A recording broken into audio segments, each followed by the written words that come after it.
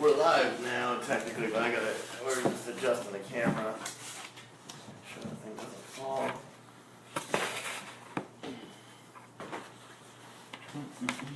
I think it says right here. I've turned the volume down so it doesn't seem weird.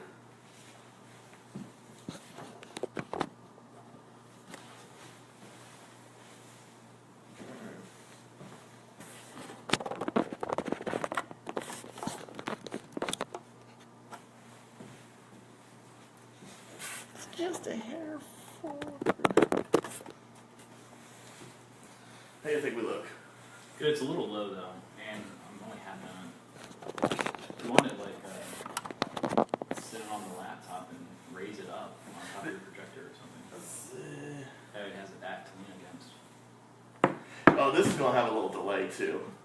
There we go. What do you think? How do you like that? Should be alright. We'll I roll don't know, with I it. can't see it. Do you like it?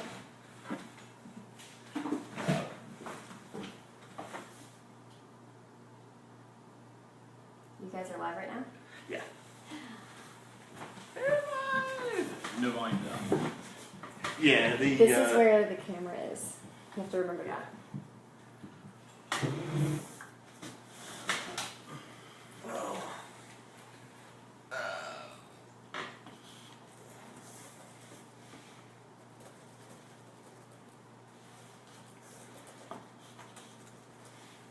I'll give it to.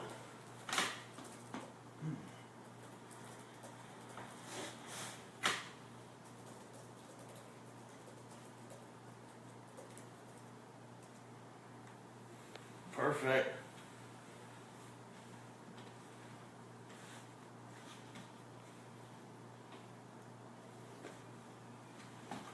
This almost looks real.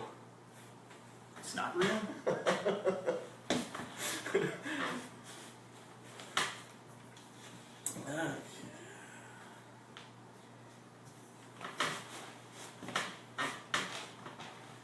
What time we got?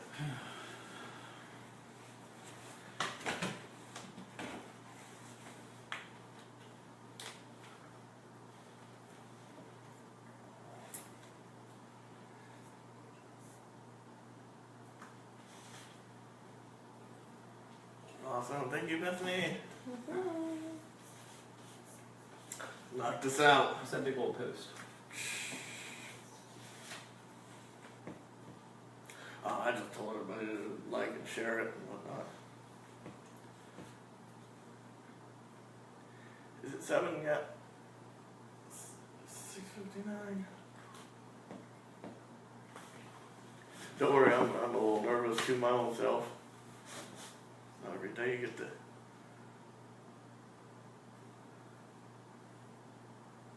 We've got Mario, Bethany.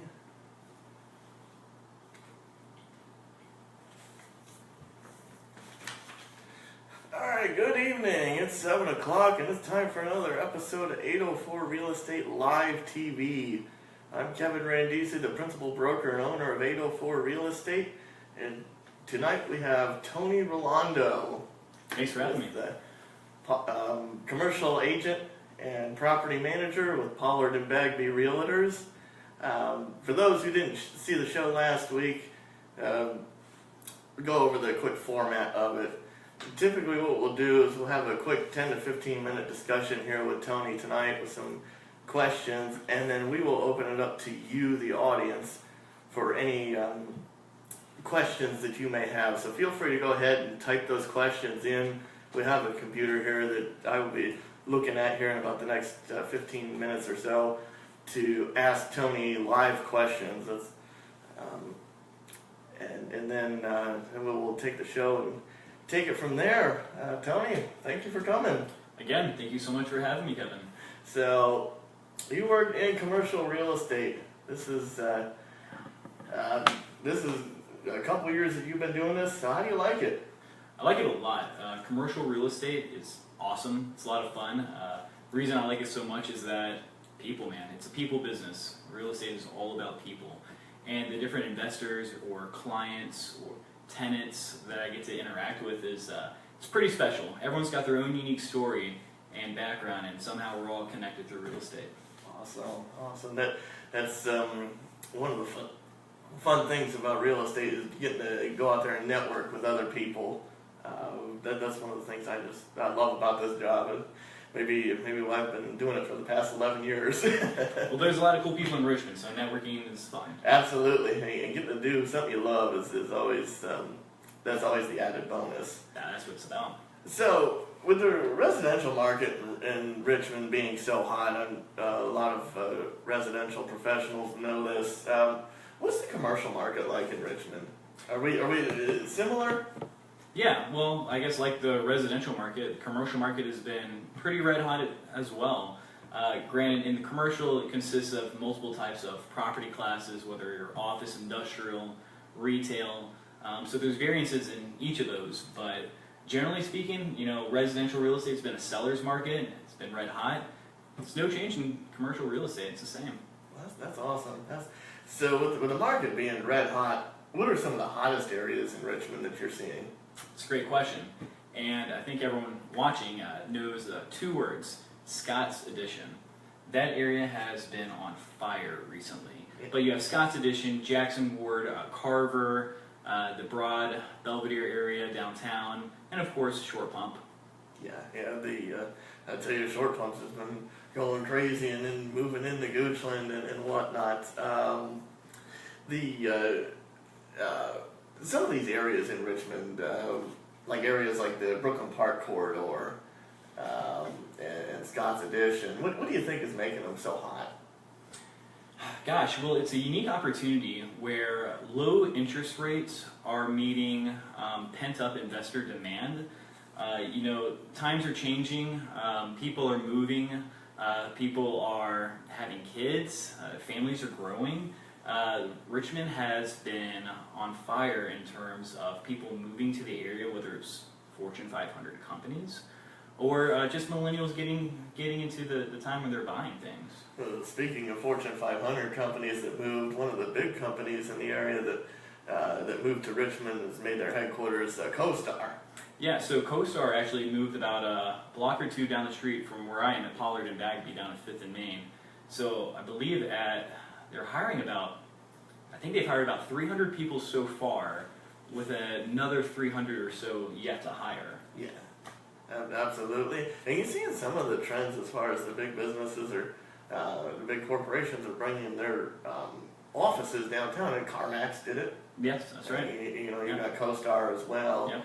So Richmond is it's a real vibrant city. It's an exciting time right now, especially with a lot of the commercial development. The project in the East End involving Stone Brewery, I think, is another red hot project that's getting ready to come to fruition. I believe it's late next year. They're going to have that. The restaurant. Yeah. Well, yes, a little bit of reverse straw going on. Yeah. Because of the different incentives going on. Mm-hmm. Okay, talk about those incentives. So what are some of the incentives that are out there for commercial investors? Yeah, so it really depends on the property type, where it's located. There's specific areas within Richmond that have certain economic incentives that are going on. Enterprise zones, yes. You got it, enterprise zone and also care zones for commercial. But yeah, there's a lot going on. There's federal incentives, there's local incentives, regional incentives. So the people at the city of Richmond are doing a good job in trying to bring investors, and more importantly, bring people back into the city. Yeah, I think it's going to be that's always an ongoing process there. Talk about the economic incentives, the enterprise zone credits. I think that was one of the things. Actually, this office is located in an enterprise zone, and we were able to reap some of the benefits of an enterprise zone credit when we opened our doors. We were able to get a $1,000 rebate from the city of Richmond on a refinance from the loan fees that we had paid. So I thought that was pretty awesome. Yeah, if you're not utilizing the tax incentives, if you're not in an area that can, definitely. The enterprise zone, there's certain incentives, rebates available that it's a pay to play. You spend some money, you can get up to a certain percent or dollar amount back to go into your property. So, people are viewing this like it's free money. They're like, literally, here's money. All you need to do is take this property and invest it. Absolutely. Absolutely. I've seen some people get some incentives and in the $80,000 range. There's a check back from the city to develop. Can you imagine getting a check for over $80,000+ to develop in a city? That's an awesome feeling. Which is why so many people are coming down. So if I wanted to get into commercial investment, what areas of investment should I be looking at, and how would I go about doing that? If it was me and I said one day I just wanted to wake up and do commercial real estate investment, what would you recommend that we do? Well, it's different things for different people. It's really based off what your goals are. I would say what works for Kevin might not work for Bethany. It really depends on what your goals are. But I would say for you specifically, I might consider Brooklyn Park Boulevard. I might consider the Broad and Belvedere area, Jackson Ward Carver, where those incentive programs are going on to relocate businesses into that area. Yeah. And there's not just property incentives. There's also employee incentives, depending on who you hire and how many people. Oh, wow. So there's a lot of reasons to get into it. Absolutely. That will be exciting. There's a couple of projects that are going on in the Brooklyn Park Boulevard that I think are starting to revitalize the area. There's a coffee shop that's going in there, and I think there was a restaurant. Restaurant, tattoo shop. There's a lot of new growth going on in that area, mostly because of these economic programs, as well as the timing from people wanting to invest in properties. And Scott's Addition is great, but good luck finding a place in Scott's Addition that hasn't been combed over 2 and 3 times now. So investors are looking for the next area. Yeah, and I think that would be an area that people could hit, or that they could get into, and they could be ahead of the curve. And that's all about real estate, is just being ahead of the curve, where you can maximize your return on investment. I tell you, when they open up that coffee shop on Brooklyn Park Boulevard, I can't wait to go over there and get a cup of coffee. I hear it's good coffee. Absolutely. So let's look online here and see what we've got in terms of questions. All right, let's see here. Bethany Rolando has asked, what type of returns can you expect to find in commercial real estate? Well, shout out to my beautiful wife and amazing realtor, Yes. here at 804 Real Estate, Bethany Rolando. And in terms of what type of returns you can expect, again, it'll vary across the property type, because unlike residential, where it's single-family homes to some small multifamily, commercial could be retail, office, industrial. It really depends on the market and, again, the area. But, a lot of investors look at cap rates to determine whether or not it makes sense to buy. If you can get 10% or higher cap rate, typically you're looking at a pretty good time. Or it, again, depends on the investor, because some people want turnkey properties where they just have to take it over, it's smooth. Leases may go out a few years in advance, so they know they have steady income coming. Or it might be a property that someone may be utilizing the different and various incentives at the property, and might need a little bit more capital up front to invest into the property. So again, it depends on your strategy as well as your goals. Yeah, well, speaking of cap rate, I think that's the thing. I have a couple of questions on cap rate. Sure. So first question is how do you go about calculating a cap rate? 1, and 2, what are the ranges of cap rates in the Richmond market? Like, is it like a 6 to 9% range, or is it like we're looking 6 to 20%, or is it? So you look at cap rate by taking the net operating income and dividing it by the purchase price of the property. And the higher the number, 8, 9, 10, the better the return. I've had some people tell me that they don't look anything less than 7. Others saying that they need 10. Some of these properties that you go into, helped an investor with last year, it had about a 7% cap rate. We were able to turn that around pretty quickly and ended up getting it up to 14% cap rate by just add valuing in terms of getting new leases in there, and filling vacant space. Yeah. Typically, what do you see, like, in terms of vacant space? What do you... Because I was always told that 100% occupancy is not always ideal. Maybe you like to have at least 5% vacancy or so in those large projects. Well, it's not that you'd like to have 5% vacancy. It just seems to be the cyclical trend. Because, it's not everyone's lease ends at the same time. So, while someone's lease might end March 31st, someone else might go to June, so there might be a couple month, spread or whatever in between. But, cap rates vary. There's no set cap rate. You might have someone that's like, make me move, you pay me 3 times what this property is assessed at. So it might be quite low. Or you might find people that are a little bit more motivated based off their own personal situation. Or they're retiring and just kind of want to, get the snowbird going on, head on down to Florida and stop worrying about what they got going on. So it really depends. Awesome. We got a couple more questions coming in here. Shout out to Charity Woods, the guest last week. Hi, Charity. Hey, Charity. And she has got a question. She said, "What is the next hot spot for commercial real estate in Richmond, and why?" Okay, well, this is a very subjective question, and it's a great question. Potentially, because the future is uncertain. But one of the next areas, I think, again, is going to be that broad Belvedere area into Carver and Jackson Ward. Just because you see a lot of businesses that have been there established for decades, they're starting to get gentrified. Yeah. You see a lot of apartments coming into the area, a lot of developers, and Richmond has an amazing group of Richmond developers and agents that are really knowledgeable and care, because Richmond, it's a big town, small city, big town. We're all related. We don't need Kevin Bacon here. We're all related just to somebody, know them somehow. But I think that broad Belvedere, Jackson, and Carver area is going to be hot. At the end of the day, you still got VCU, Virginia Commonwealth University, with over 31,000 students. And growing. Continuing to buy and grow.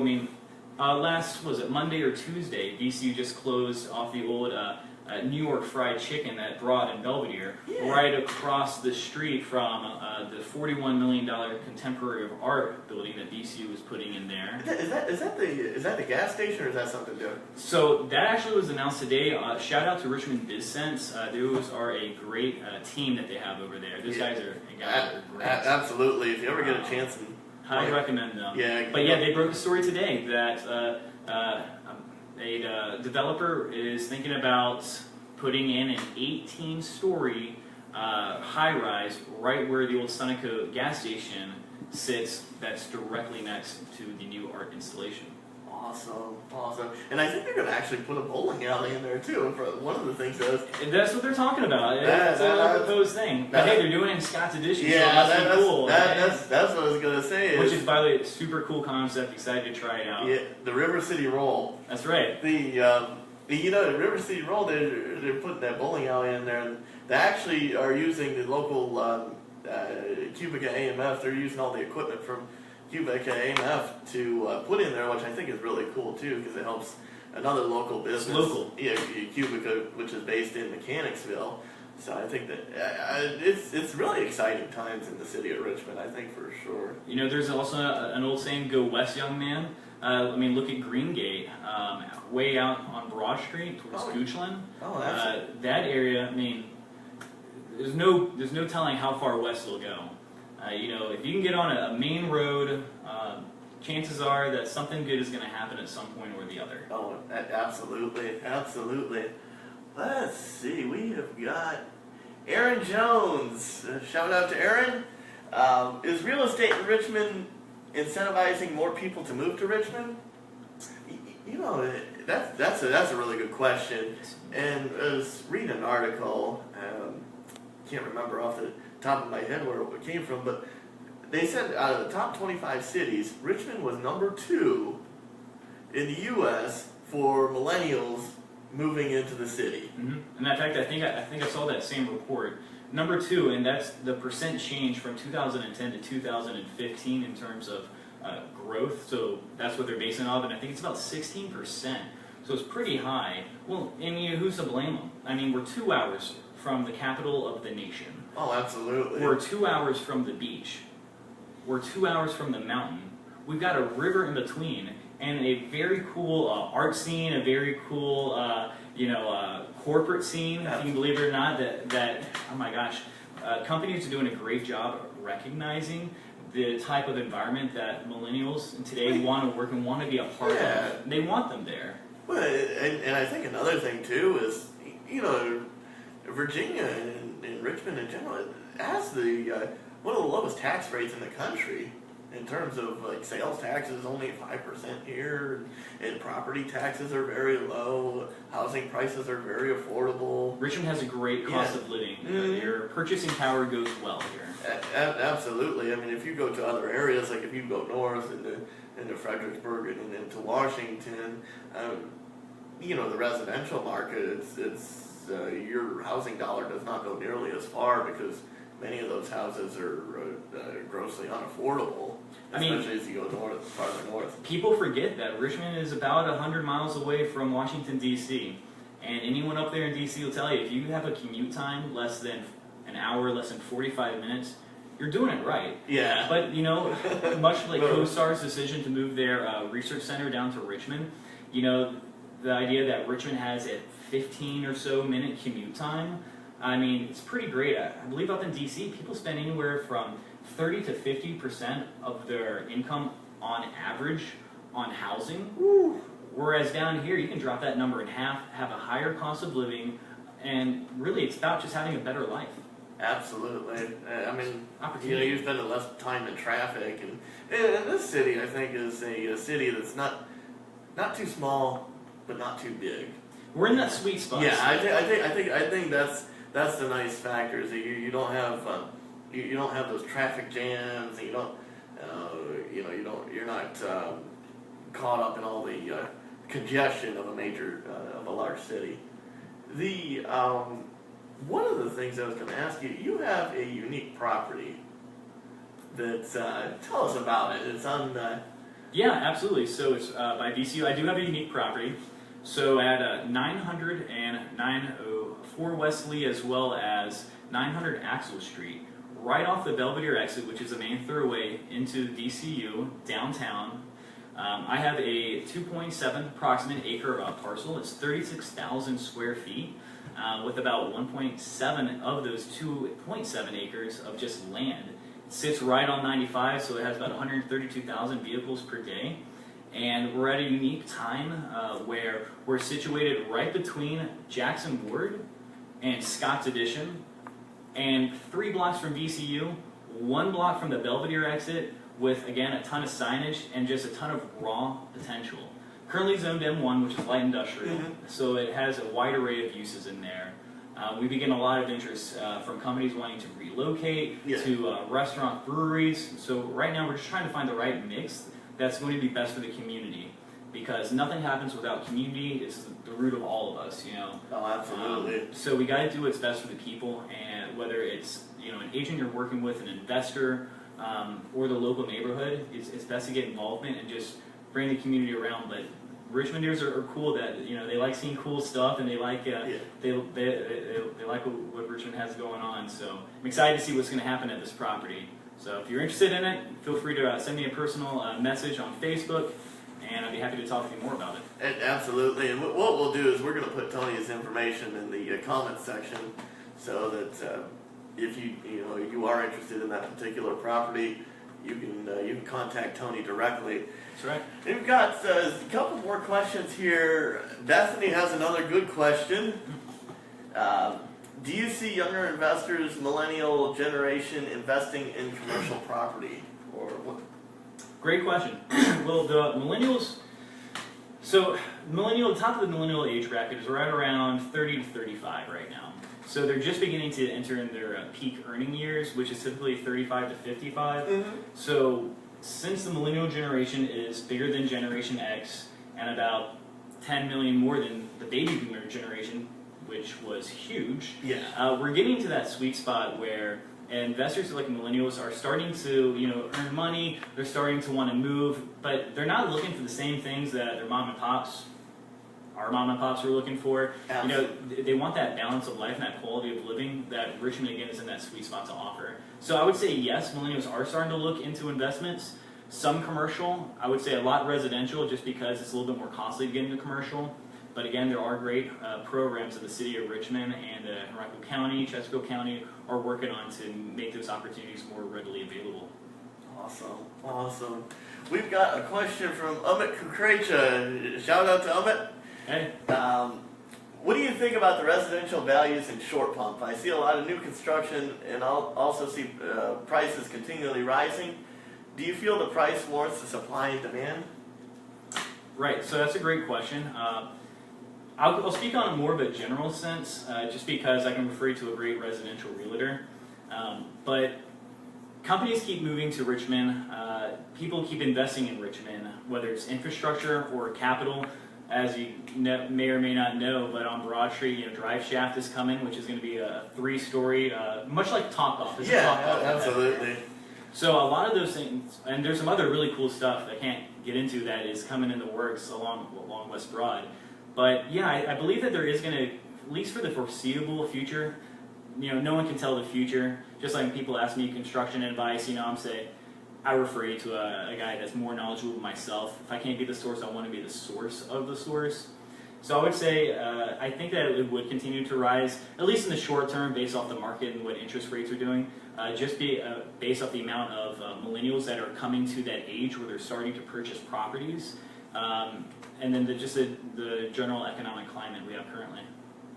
Oh, absolutely. And in that Short Pump area, that's one of the hottest areas. All in the Central Virginia market. You see a lot of expansion in Short Pump and a lot of new construction, simply based off of a lot of commercial property that's going up there.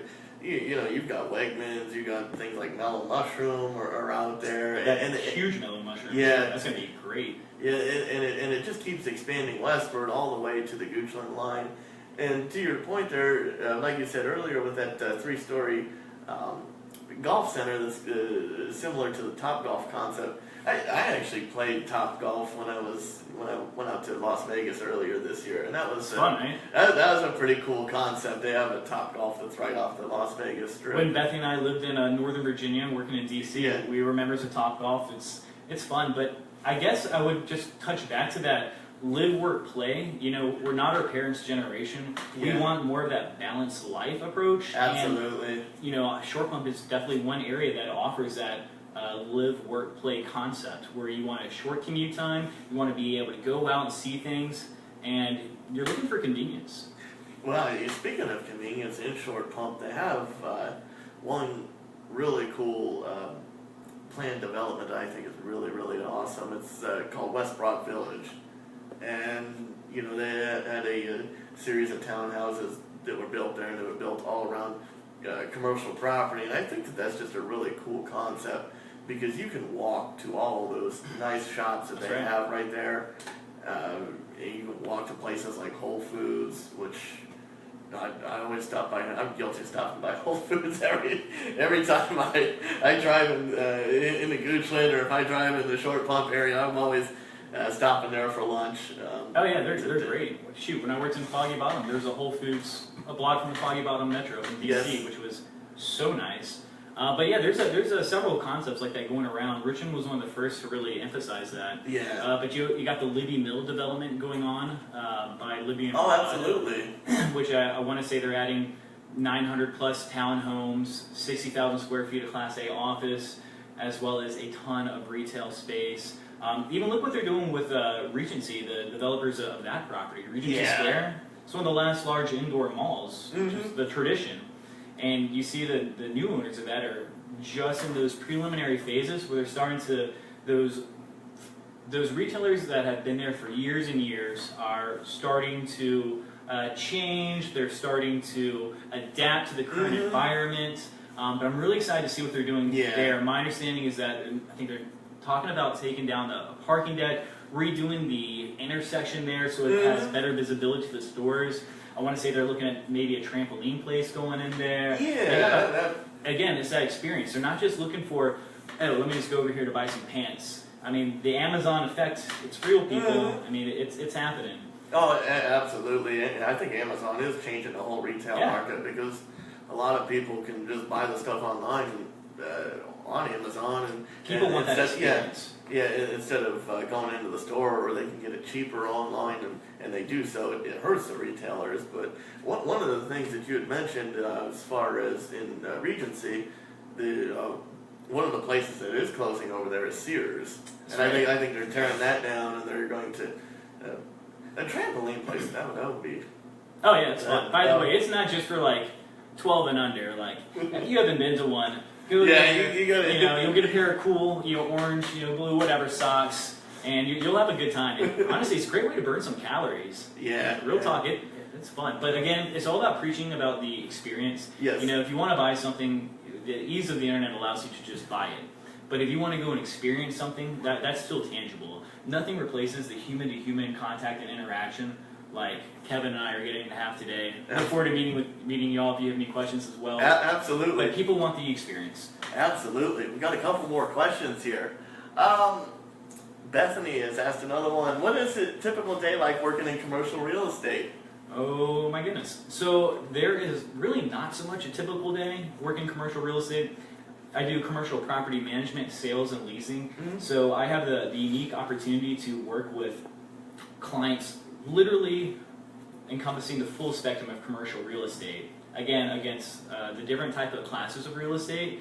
But I get to talk with tenants, and I love property management as well. Yeah. Because you have that ability to create, a certain utility, not just when you go in and you see how a place looks, but when you go into the tenant stores, there's a certain feel that, you just get that I just love about property management that allows you to better the lives of, your tenants and in turn their employees as well as their customers.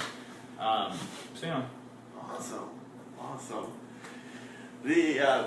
Another question from Bethany? Let's see. What's your favorite thing about working in commercial real estate? My favorite. I know it's everything. So my favorite thing about working in commercial real estate is the people. I get to meet people from literally all walks of life. Yeah. Whether they grew up in Europe, America, the Middle East, I get to meet some really cool people that have different backgrounds, different life experiences. And that's what makes real estate, everything. It's a people business. Yeah. That is what it's about. Absolutely. In the residential market, it's one of those fun things that I enjoy whenever my clients get a good deal. I enjoy going out there and shopping and helping my clients find that home of their dreams and knowing that they got a good deal in a home that they're going to enjoy for a very long time. I think that we all have things that as just people that we feel a calling to, Mm-hmm. thing that we enjoy doing. Yeah. Some people are great accountants.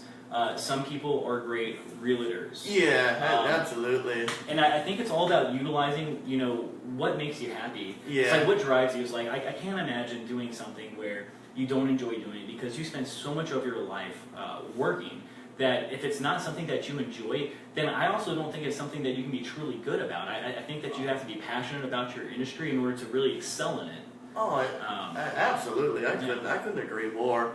When I used to work in the corporate world years ago, I'd wake up, do the morning routine, get up at 6:30, shower, and have breakfast, and at 7:30 I'm off to work, drive half hour to work, and then, it just seemed like a repetitive motion each and every single day. And it was something that just, to me, driving every single day to work, it paid the bills, but it wasn't something that I was extremely excited about. But being in real estate, I think one of the nice things is that no 2 days are ever the same, and it's always motivating to get up and have those new challenges ahead of you. It is. I got really lucky and blessed in that area. I've wanted to get into real estate since middle school. Yeah. So I've never had something else I want to do. Yeah. And keep in mind, when I graduated in December of 2010 from BCU with a degree in economics and one in real estate market had crashed. When I was in school for real estate at VCU, people would ask me, are you sure you want to get into that? You're getting in it while, everyone's being foreclosed on. But I would always just say yes. Yes. Because now's the time of separating the people that are doing it for money and that are doing it because it makes them happy. Oh, absolutely. So, it was a great time to get into real estate. Absolutely. We've got another question from Amit. And Amit says, if you were a small business which area would you recommend to give you the biggest bang for your buck for a retail office space?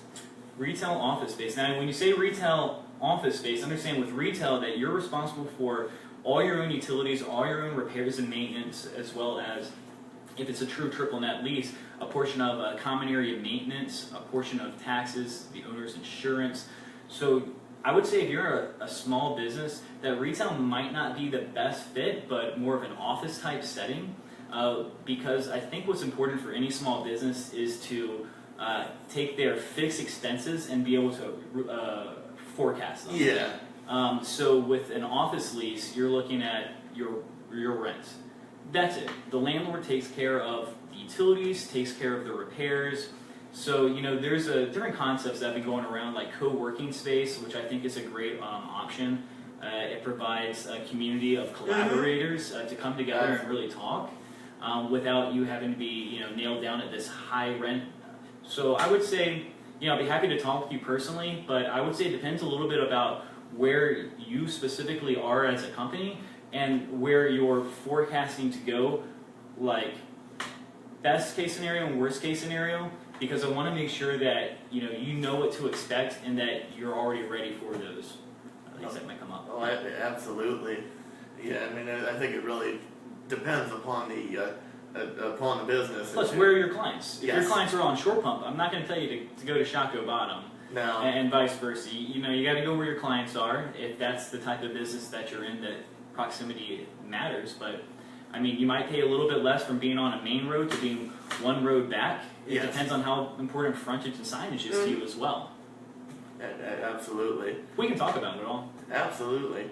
One of the topics I think where we actually met was at Richmond Ring. That's right. Real estate investors. Yeah, Network Group. that's a group that's been going strong many years now. It was Passionate people. Yes, yeah, it was you and Dave Kern that brought me into that group, And you did great wonders for that group. I became president, and we were able to do a lot of nice things. But I thought what you guys did was truly awesome. You laid the foundation for what we were able to do. Thank you for saying that. 'Cause I'll give that credit to Dave Kern. He deserves that credit. But I was vice president for 2 years, Yeah.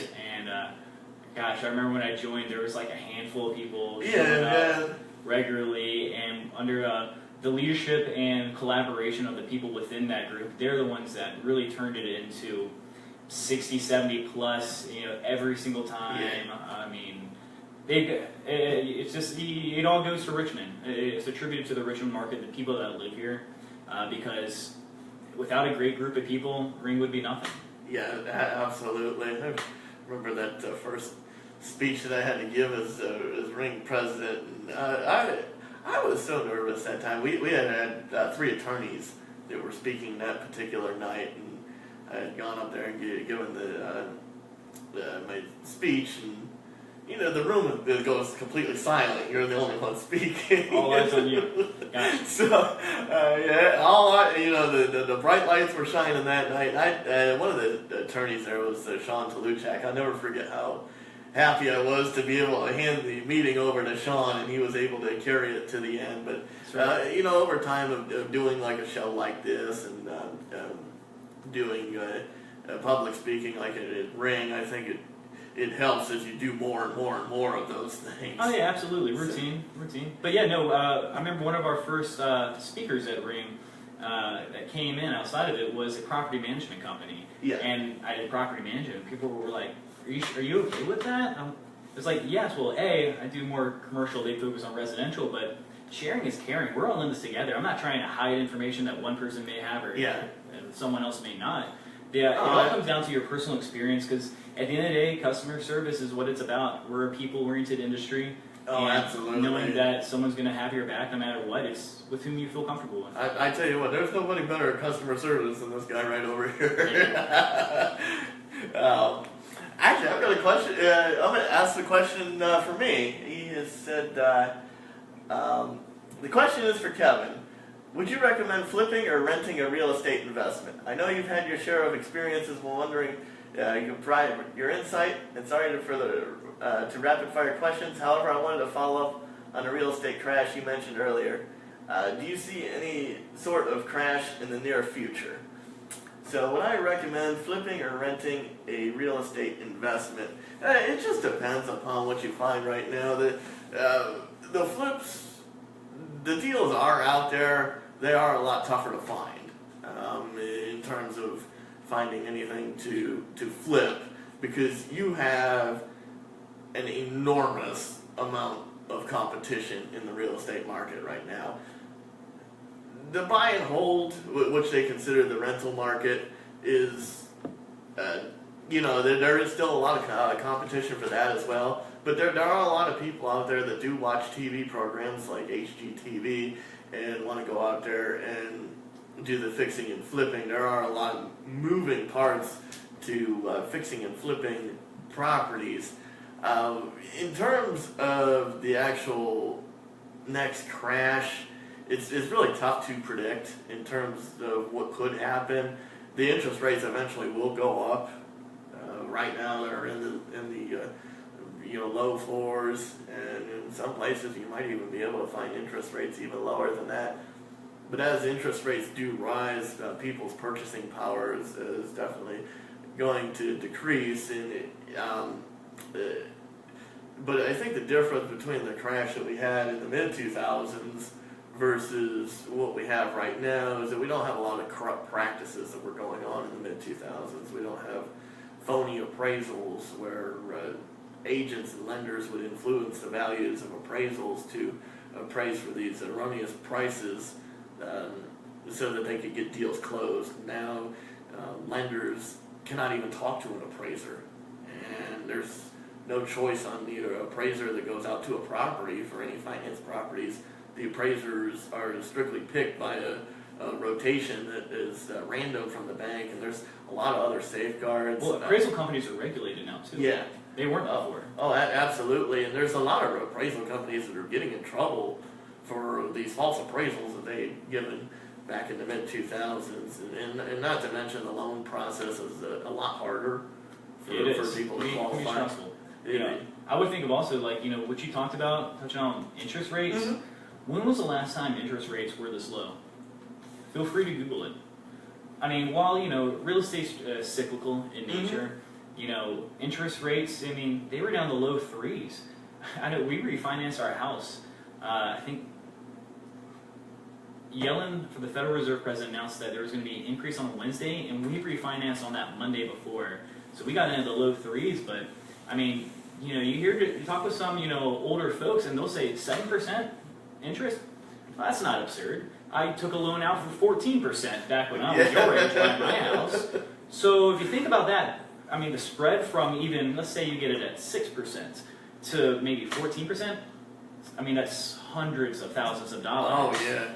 Absolutely. Buy and hold isn't, again, depends on your situation, but... I like the buy and hold strategy. The fix and flip is much tougher to find, and in many fix and flip situations, you're one or two mistakes away from losing all your money. Right, or a bad foundation or something. Yeah, because a lot of these projects that you see, they go well over budget, or they tear apart a wall, and oh my gosh, there's rusted plumbing inside, and now we found termites or whatnot, and it just adds more and more expense. But the buy and hold, I think, is a great option for somebody that's looking into real estate. I've got a couple of clients that do buy and holds, and they're doing extremely well. I've got clients that like flipping as well as buy and hold, even in the commercial side. Yeah. And gosh, we closed on one property. Was it about a month or two ago?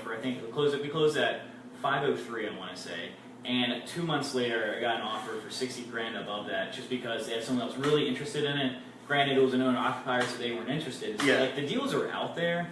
It all comes down to location. But, I feel like a lot of people can get rich, but creating wealth, who do you know that is wealthy and doesn't own real estate? They either started a software company, but at some point that money funnels back to real estate because it's a great incubator.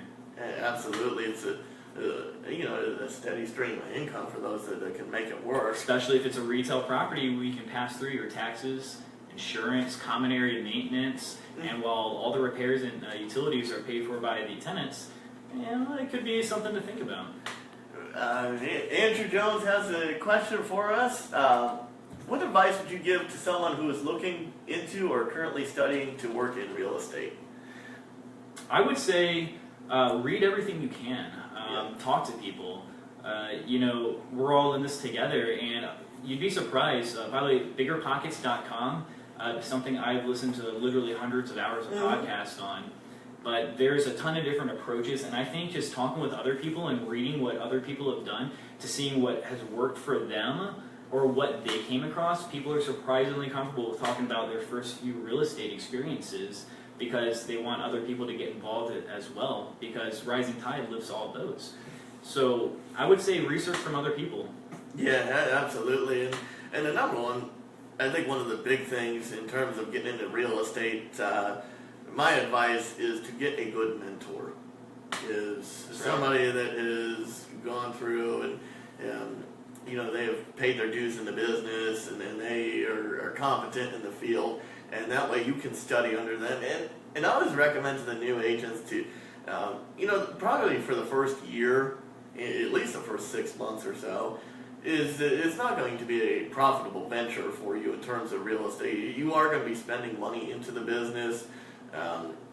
In today's environment, you have to get out there and hit the social media outlets all over the place. Start your own Facebook page, and you got to get your name out there. And in real estate, it was like my mentor, Scott Powell, who he told me, he said, Kevin, you are going to have to spend money in real estate in terms of advertising. You have to know where those funds are going, and you have to evaluate whether that's your best, the best way that you've spent your money. I think another way would also be, honestly, property management.